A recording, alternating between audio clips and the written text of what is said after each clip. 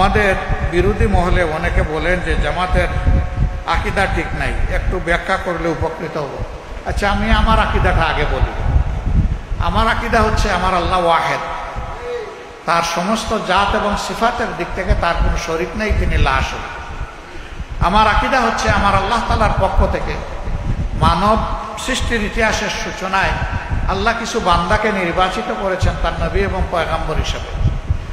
প্রথম নবী হচ্ছেন হযরত আদম আলাইহিস সালাম, শেষ নবী হচ্ছেন মুহাম্মদুর রাসূলুল্লাহ সাল্লাল্লাহু আলাইহি ওয়াসাল্লাম। তারা সকলেই ছিলেন মানবতার উস্তাদ।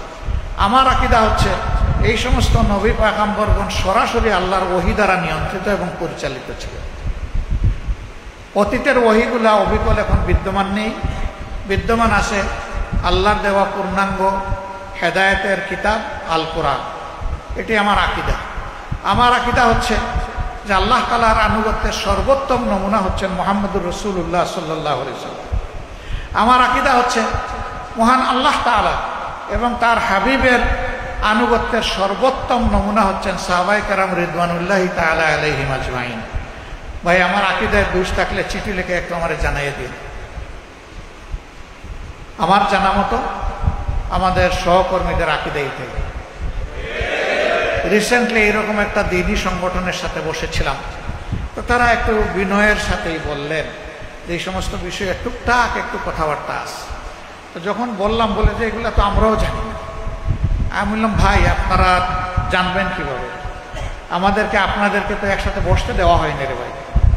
আমরা যদি বসতে পারতাম, যত বসতাম ততই একে অন্যকে আমরা বুঝতে পারতাম, ততই ভালোবাসা বেড়ে যেত, ভুল বুঝাবুঝি দূর হয়ে যেত।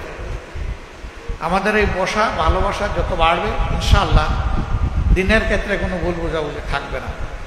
তাই একজন আবেগের আতিশয্যে বলে ফেলল, তাইলে আগামী 8 তারিখের মহাসমাবেশে এই কথাগুলো বলে দেন। আমি বললাম, না, এটা মহাসমাবেশের সাবজেক্ট না।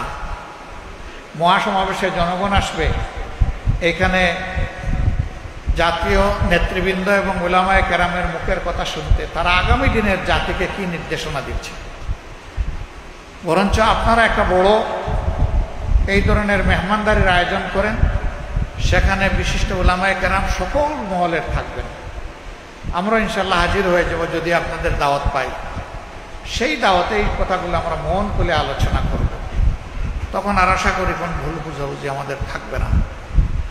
আমরা আমাদের আকীদা সম্পর্কে আলহামদুলিল্লাহ আস্থাশীল যে আমাদের আকীদা আল্লাহ তাআলার মেহেরবানিতে আল্লাহ যেমনটা চান তেমনই আছে। আলহামদুলিল্লাহ।